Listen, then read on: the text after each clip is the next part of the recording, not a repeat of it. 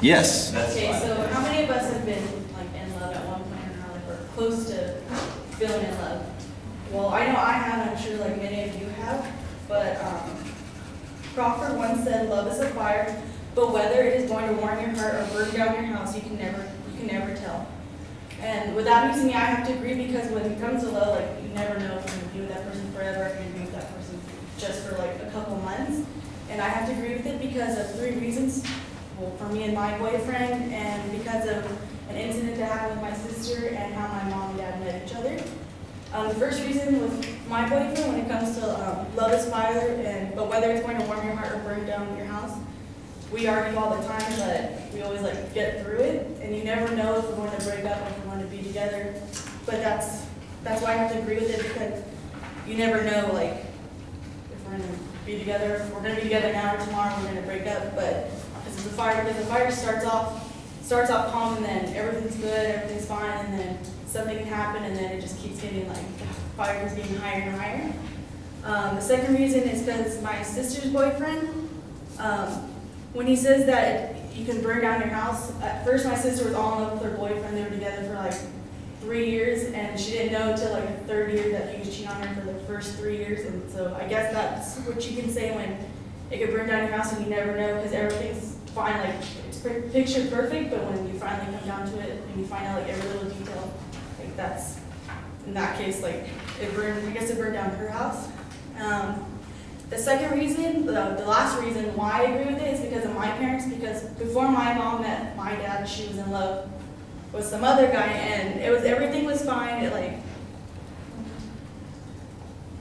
she was all in love with him, and like just like I said, their fire, like everything was like there was nothing wrong with them. But then when she met my dad, she finally realized that this guy can give me something better. Like he was willing to work, because her boyfriend at the time, like he didn't want to work at all, he didn't want to do anything.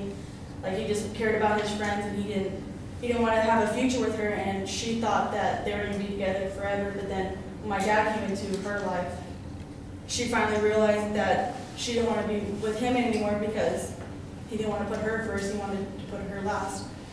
So those are 3 reasons why I agree with that. So.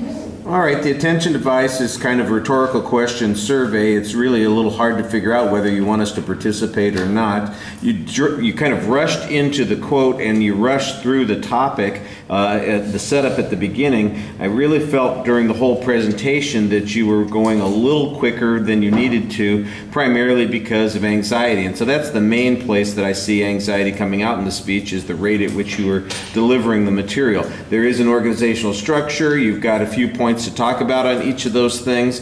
A couple of them could use some development, but you had the right idea for a speech, so I think that you're doing okay there. You project pretty well. Your audience contact's a little inconsistent. You keep looking down at the desk, but it's not just that you keep looking down at the desk, it's also that you turn sideways, lean over, and disengage from the audience when you're doing all of those things. I think I'd rather have you holding onto the topic in your hands and looking down occasionally than leaning over the desk that way. It's just as a little distracting while you're speaking. The exits came up. It felt a little bit abrupt, and once again, I think it emphasizes how you're sort of rushing through the presentation. All right, speaking of rushing through the presentation, we're going to stop there.